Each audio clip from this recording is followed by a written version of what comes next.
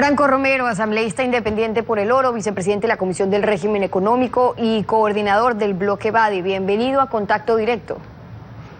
Un gusto saludarle, buenos días. Buenos días también. Usted no votó por la moción del archivo y negación de este proyecto urgente. ¿Por qué? Porque trabajamos durante 30 días, inclusive los fines de semana, en jornadas por la mañana, por la tarde y hasta por la noche, tratando de sacar adelante un proyecto que indudablemente era demasiado extenso. 404 artículos, reformaba 22 cuerpos legales, entonces realmente el trabajo fue sumamente intenso. Ahora, ¿qué pasa ahora con un proyecto negado, el archivo con 70 votos versus 32? ¿Qué esperan del nuevo proyecto? ¿Solo tributario, como ha anunciado el presidente? Eso es lo que ha manifestado el señor presidente anoche, luego de que se dio este infausto resultado dentro del Pleno de la Asamblea. Infausto digo porque nosotros hicimos todos los esfuerzos para que el proyecto se mejore. El día anterior nos reunimos con los jefes de bancada para explicarles que íbamos a excluir una gran parte del proyecto con el ánimo de que se pueda aprobar. En todo caso, esperemos que el presidente de la República recoja todos los aportes que nos dieron las 42 personas que representando a diferentes instituciones del Estado y al sector privado también nos entregaron recomendaciones, observaciones, sugerencias, etcétera. Ahora, compañeros suyos, asambleístas del Bloque de Acción Democrática Independiente de BADI, habían dicho que ante la crisis económica que atraviesa el país, consideraban que cualquier carga impositiva tenían que asumirla solamente, y ponían textualmente, quienes usufructaron desmedidamente de la bonanza, no los productores, no los artesanos, no los emprendedores, que apoyarán un informe que favorezca a los sectores populares. Y entonces el informe que presentaba el gobierno no lo hacía porque ahí tuvieron distinta votación. A ver, de 8 que somos, 6 votamos en contra del archivo. Solamente 2 asambleístas no lo hicieron, del bloque que coordino. Pero en todo caso sí nos sorprende a nosotros la convergencia entre socialcristianos y correístas. Ahora escuchábamos a mi querido amigo César Ron hablar de los hechos ocurridos en octubre y señalar con absoluta frontalidad a los culpables, pero precisamente con ellos se unió ahora el Partido Social Cristiano para negar este proyecto de ley que, como ha dicho el presidente de la República, no afecta a los más pobres ni a la clase media. Todo lo contrario, si afecta de alguna manera es a las clases altas. Pero entonces había alternativas que se estaban planteando. Usted dice, lo conversábamos horas antes, se estaba considerando desechar aquellas partes donde no había consensos y aprobar un informe prescindiendo de esos artículos, ¿o qué es lo que se estaba planteando como para que no hayan tenido los votos que los apoyen? Desde el comienzo, inclusive en el primer debate, ya el representante del Partido Social Cristiano en nuestra comisión planteó una moción por el archivo, cuando era completamente ilegal, inconstitucional en esa instancia del tratamiento del proyecto, plantear el archivo del mismo. Así que no es que no se conversó, no es que no se mejoró, no es que no se excluyeron muchos artículos, la gran mayoría de los artículos del proyecto, tratando de darle viabilidad a esta posibilidad también de que el gobierno pueda recaudar dinero para bajar el gran déficit presupuestario que tiene. Parece que simplemente la actitud fue estrictamente de carácter político-electoral. Ahora, si el gobierno no aprueba este proyecto tributario que le ayude, o el nuevo que ya planteó y salió inmediatamente reaccionando el presidente, anunciando que viene uno nuevo, ok, que será solamente tributario, pero que llegará y les deja un nuevo plazo de 30 días. Que le ayude, decía, 1, a pasar el bache, 2, a reducir el déficit fiscal. ¿Se caen o se están cayendo las posibilidades de otro financiamiento? Vea, Estefi, en mi adolescencia vi caerse al sector bananero en principio de la década del 60 y la economía del país sobrevivió. Luego, en este siglo, vi cómo la Mancha Blanca destruyó totalmente el sector camaronero y el país avanzó. Luego, con las leyes de herencia y plusvalía dictadas por el correísmo, el sector de la construcción también se fue a pique, pero la economía del Ecuador continúa adelante. El momento en que el sector económico, monetario, financiero se caiga, se colapsará la economía del país. Entonces, todos tenemos que arrimar el hombro dentro de la Asamblea Nacional para sacar adelante el nuevo proyecto económico urgente que enviará el señor presidente de la República, como lo ha indicado anoche. Ahora, pero el fondo pide garantizar la capacidad de pago, y eso se hace, uno, reduciendo gastos o aumentando ingresos, o bueno, despidiéndose del fondo y ver de dónde más. Pero ¿qué alternativas se están barajando en la Asamblea? Porque en efecto no es cuestión solamente de negar, sino de ver qué se va a hacer. Por ejemplo, desde el bloque de Badi, ¿qué más han propuesto? Nosotros hemos mejorado ostensiblemente el proyecto, es decir, uno fue el proyecto que recibimos del Ejecutivo y otro mejorado, el proyecto que le entregamos para segundo debate al Pleno de la Asamblea anoche. Yo creo que esas son precisamente ese tipo de recomendaciones, ese perfeccionamiento que hicimos en el proyecto y en la comisión, son las que debe tomar el presidente de la República para poder enviar el nuevo proyecto. No se olvide que él tiene la exclusividad desde el punto de vista constitucional para poder hacer llegar este tipo de proyectos económicos urgentes y sobre todo los que tienen que ver con la creación, con el incremento o la supresión de impuestos. Ahora, en la supresión de impuestos podrían no haber tantos disensos, pero ¿qué proponía, por ejemplo, el proyecto que ustedes planteaban o los cambios que planteaban en cuanto a lo tributario? Es decir, tuvieron la reacción PSC, no más impuestos, creo, no más impuestos, desde distintos sectores de la Asamblea que no van a apoyar más impuestos. El presidente ahora con esta negativa lo que dice es, ok, voy a enviar un nuevo proyecto, pero será solamente tributario. Por ende estamos hablando, si el Estado necesita o el gobierno necesita recaudar más, ¿será nuevamente con una propuesta de nuevos impuestos? ¿O qué es lo que planteaban ustedes? A ver, en primer lugar, el proyecto planteaba la eliminación del pago del anticipo del impuesto a la renta, que eso es importante. Luego, disminuía en un 50% el pago a la salida de divisas, con el ánimo de que se incrementen las inversiones de propios extraños en el país. Y otra cosa importante era que gravaba con una contribución especial solamente a las empresas o a las personas naturales que facturan más de $1 millón. En ese caso, en ese rango de 1 millón a 5 millones, era solamente el 1 por 1000. Es decir, una empresa que facture $1 millón debía pagar $1000 durante 3 años consecutivos.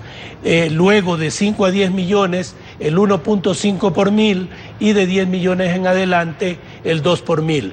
Pongo un ejemplo, una empresa grande que facture $100 millones debería pagar $200.000 cada año.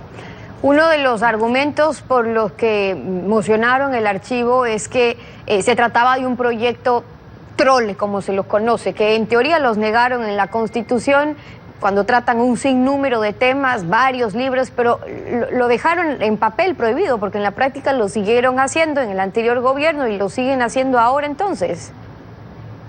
Lo que pasa es que la legislación en el Ecuador y en cualquier parte del mundo es sumamente lenta. Eso tenemos que admitirlo. Y debería ser así, para que se analice profundamente cada uno de los temas sobre los cuales se va a legislar.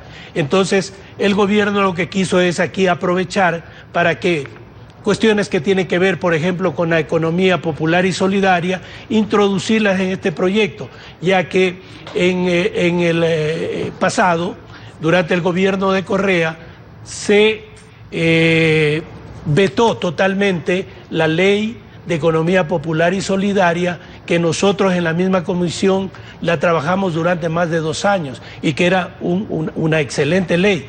Entonces ahora el gobierno optó por introducir también este tema, como optó por introducir otros temas. No sé, quizá la desesperación del gobierno por mejorar la situación económica por la que estamos pasando. Esta negación que ha hecho la Asamblea responde a su juicio a un análisis, a un trasfondo económico o ya a una decisión electoral cuando estamos entrando ya a un año preelectoral? Ahora no sería momento en el que ningún partido va a querer asumir la responsabilidad ni querer pasar la factura. No quieren perder electores, pero entonces, ¿qué avisoran ustedes en el panorama? Porque les queda nuevamente un plazo para ver qué hacen con la decisión del gobierno.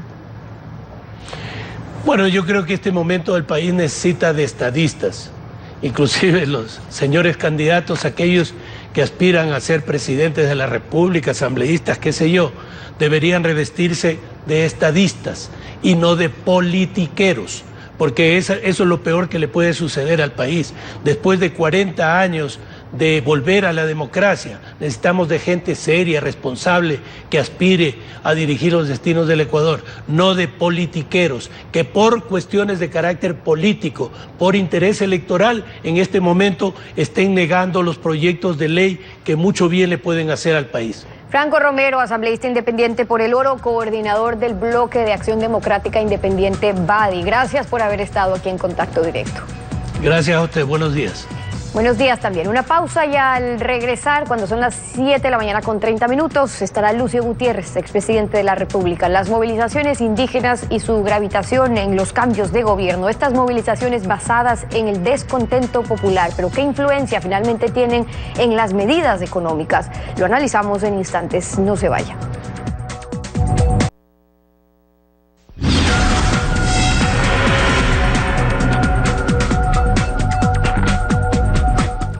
En enero del 2000, tropas al mando del coronel Lucio Gutiérrez facilitaron que una movilización de la CONAIE deponga al presidente Mahuad y el poder sea asumido transitoriamente por un triunvirato integrado por la CONAIE. Al día siguiente, asumió el poder el vicepresidente Noboa. Lucio Gutiérrez se fue a la cárcel y la dolarización que sirvió de argumento para el golpe dura ya 20 años.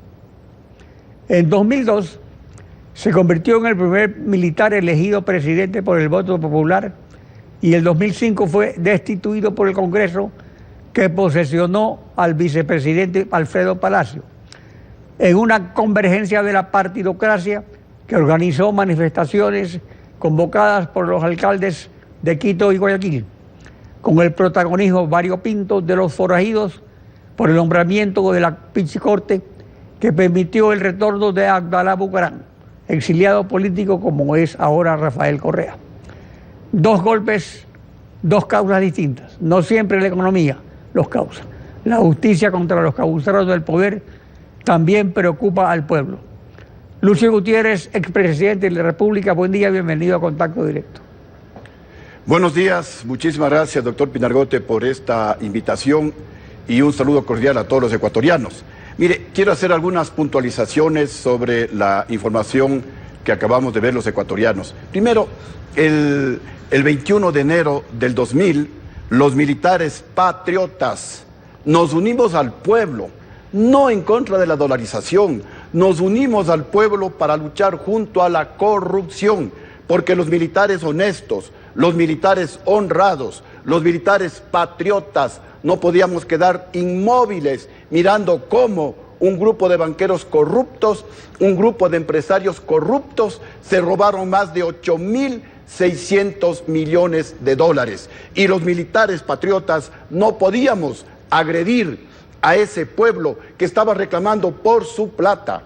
El pueblo no reclamaba porque le bajen algún impuesto o porque le suban los salarios. El pueblo reclamaba por su dinero, ecuatorianos. Y quiero decirles algo, es cierto que perdí mi brillante carrera militar. Es cierto que perdimos varios militares patriotas nuestras brillantes carreras militares. Pero eso, haber perdido la carrera militar por algo mucho más hermoso, como es defender a nuestro pueblo, es lo más maravilloso que hemos realizado en nuestra vida, y de volverse a repetir la historia, con gusto sacrificaríamos, si es posible, hasta nuestra vida por luchar por mejores días para el pueblo ecuatoriano. Eso ocurrió el 21 de enero del 2000 y nuevamente fueron los generales los que dieron el golpe de Estado, fueron los generales los que le quitaron el respaldo al presidente Yamil Mahuad.